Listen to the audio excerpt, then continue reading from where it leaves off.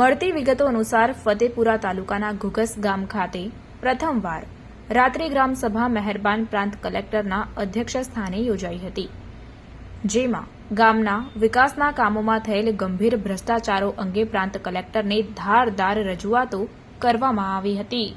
તાલુકા નાણાં પંચના પૈસા મેળવીને ખાઈ ગયા એ રિપેરિંગની અંદર પ્રમુખ પણ બેઠા છે। આ ગામની અંદર વાત કરવા જાય તાલુકા નાણાં પંચ, જિલ્લા નાણાં પંચ, એક્ટિવિટી એમપી એમએલઆ, બોર્ડર વિલેજ કોઈ પણ યોજના છે, એ યોજના વિશેના જે કામો આવે છે એ કામો સ્તર પર કરતા જ નથી। આ લોકો બેઠા છે, હું એટલું નથી કહેતો। એટલે આપ કલેક્ટર છે, આપ અધ્યક્ષો આ નિર્ણય લઈ શકો છો। અહીંયા 200 કે 500ની સંખ્યામાં માણસો, હું ગામનો જાગૃત નાગરિક છું અને મારી વિનંતી એવી છે કે સાહેબ આટલું બધું ગામની અંદર કરોડો રૂપિયા આવતા હોય અને ગામની અંદર એક નાળાની અંદર 5 ટ્રેક્ટર નાખી શકતા હોય, એ 2 વર્ષથી 2 વખત બન્યું છે અને એ જે પુરાણ કરીને આરએમબી વાળા પુરાણ કરીને એનો ફોટો પાડી પણ 5,000 કે 10,000 કે 50,000 રૂપિયા ઉપાડીને ખાઈ જાય સાહેબ। એટલે હું નામ નહીં પાડતો, પણ જે તે વિભાગના અમલીકરણ અધિકારી અને ગામના આગેવાનો હોય કે ગ્રામ પંચાયતો વાળા હોય તો મારું કેવું કોઈ પણ કામ આ ગામની અંદર સ્તર પર છે જ નથી।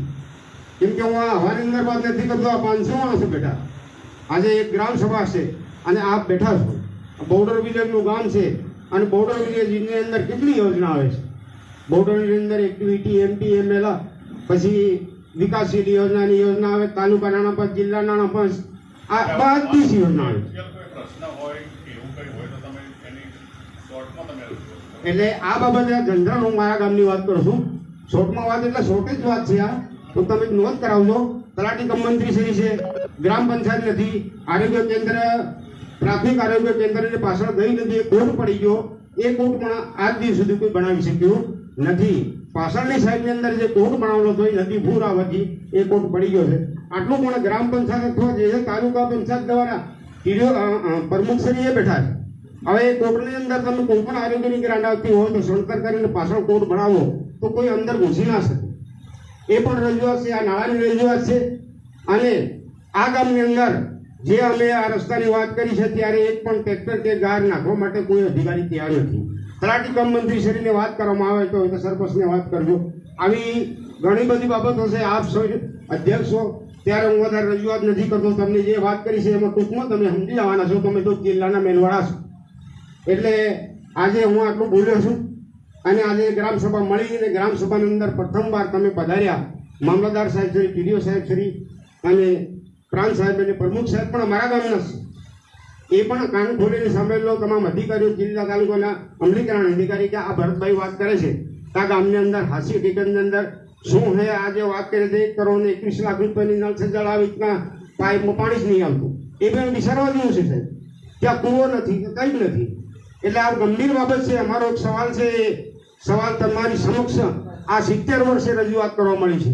70 વર્ષે કઈ આ રજૂઆત કરતા અમે કાગળોમાં કરીને થાકી ગયા અને 78મા વર્ષે મારા ગામની અંદર બોર્ડર વિલેજની અંદર આ મળી મિટિંગ, એમાં તલાટી સાહેબ અને આ ઘુઘસ ગ્રામ પંચાયત તો સરપંચ છે, બીજી ગ્રામ પંચાયત તો વહીવટદાર છે। એટલે મારી વિશેષ રજૂઆત તમામને આ જે ભાષણ ઉભેલા છે ગામના જાગૃત નાગરિકો કોઈ કેવું હશે તો કહેશે, પણ મેં હું ભાષણ કરીશ તો 1 કલાક સુધી, મારા પ્રૂફ બતાવીએ તો 5 કલાક થાય। આપ કલેક્ટર સાહેબ છો એટલે હું વધારે નથી કહેતો, તમે આપ તો સમજી જશો। એટલે આટલું વાત કરી હું મારી વાતને વિરામ કરું છું। કોઈને ખોટું લાગ્યું હોય ગામમાં આગેવાન, સરપંચો, અધિકારીઓને તો માફ કરજો। એક અધિકારની વાત છે, ગામના વિકાસની વાત છે। ગામમાં કરોડો રૂપિયા આવે છે, કરોડો રૂપિયા વપરાતા નથી। પ્રમુખશ્રી બેઠા છે, મારા ગામના માણસ છે, ટીડીઓ સાહેબ, પણ નરેગાની અંદર કોઈ વાત જ નહીં। નરેગાની અંદર કરોડો રૂપિયાનો વપરાશ આવે, નરેગાની અંદર કોઈ ટીડીઓએ વાત નહીં કરી, કોઈ અધિકારીએ વાત નહીં કરી। નરેગાની અંદર સ્થળ પર કામો નહીં, કામો હે જ નહીં, કામો બેવડાતા કામ છે, જૂના કામ બતાવીને 20 વર્ષ આગળને બતાવીને કરોડો રૂપિયા નરેગાની અંદર હાસા જે મજૂરો શ્રમિકો એને રોજગારી નથી। એટલે આ સામૂહિક સવાલ મેં રજૂઆત કરી, આપ ધ્યાન કરજો। તમારો આભાર માનું છું। જય ભારત।